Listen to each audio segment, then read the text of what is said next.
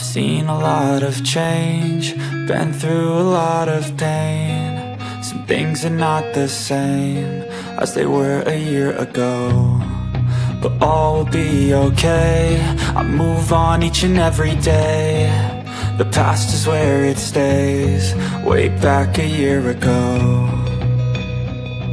I've changed for the better this time. I thought I would never be fine.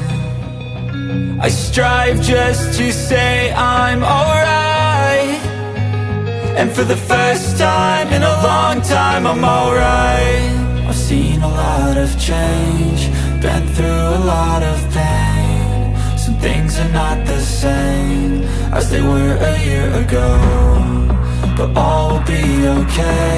I move on each and every day. The past is where it stays, way back a year ago.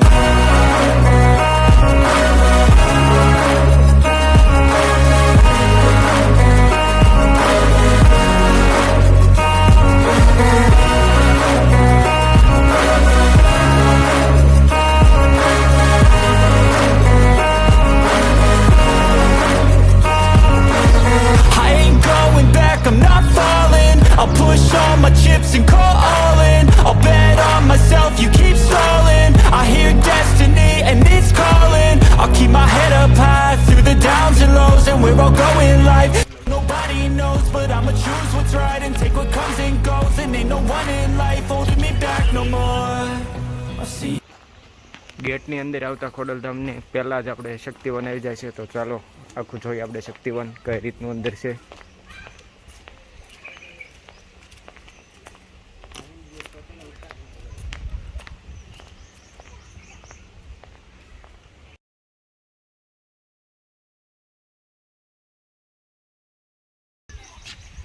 શક્તિવનમાં અંદર આવતા આપણે અહીંયા જલાભિષેક કરવાનું છે. અહીંયા આપણે રૂપિયો નાખવી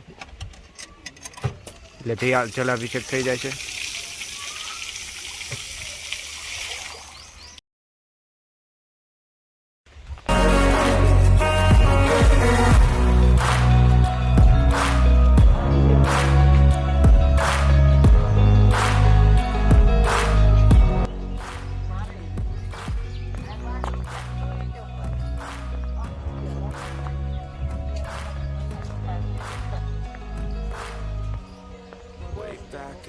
અહીંયા બહુ જ મસ્ત શક્તિવન છે. આખું આમ લીલોતરી ફોટોશૂટ કરવા માટે આવવું હોય તો પહેલાં અહીંયા આવવાનું, કારણ કે આખું લીલું છે અને બહુ જ મસ્ત ફોટો આવે એવું લોકેશન છે આખું.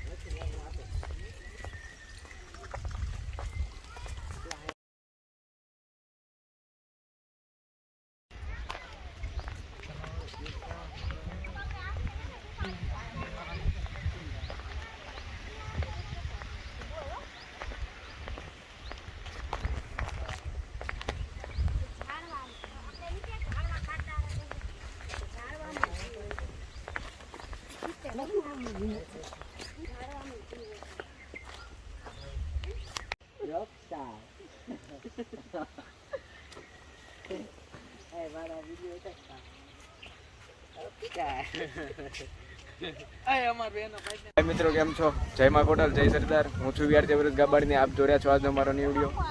આજે પાછળ જોઈ રહ્યા છો ત્યાં હું આવી ગયો છું કાગવડ ખોડલધામ. તો ચાલો આખું મંદિર જોઈએ, ખોડિયારમાંના દર્શન કરીએ અને વિડીયોમાં છેલ્લે સુધી બન્યા રહેજો. અહીંયા સુધી કેમ આવ્યો છું, કઈ રીતે આવ્યો છું એ બધું જ તમને જણાવીશ. કઈ રીતે અહીંયા પહોંચવાનું એ બધું જણાવીશ ને અહીંયાની માહિતી ટોટલી આપીશ. તો વિડીયોમાં છેલ્લે સુધી બન્યા રહેજો. જય મા ખોડલ.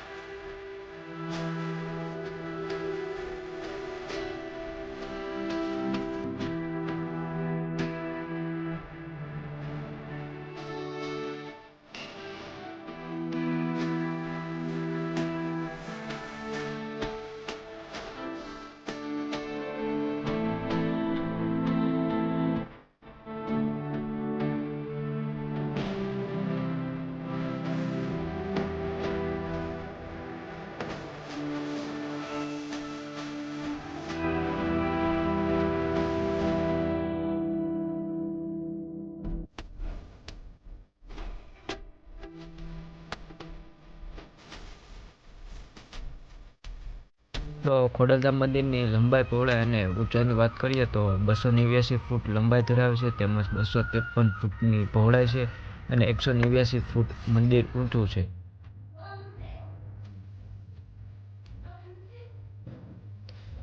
મંદિરના ઉપરની કળશની વાત કરીએ તો મંદિરની ઉપરની કળશ જે છે તે 14 ફૂટની લંબાઈ ધરાવે છે, તેમજ 6 ટનનો વજન છે કળશમાં.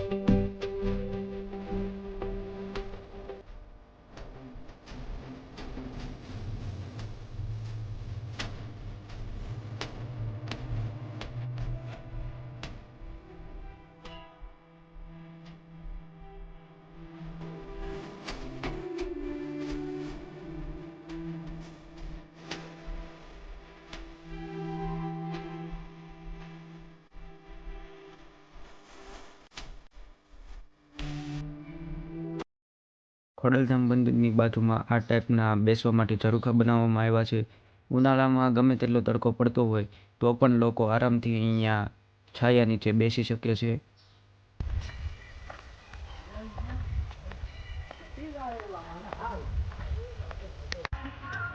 ખોડલધામ મંદિરની આસપાસ બહુ જ મસ્ત ગાર્ડન બનાવવામાં આવ્યું છે. ગાર્ડનની અંદર અલગ અલગ પ્રકારના છોડવાઓ છે, વૃક્ષો છે, તેમજ ઘણા બધા પ્રકારના પુષ્પો વાવવામાં આવ્યા છે.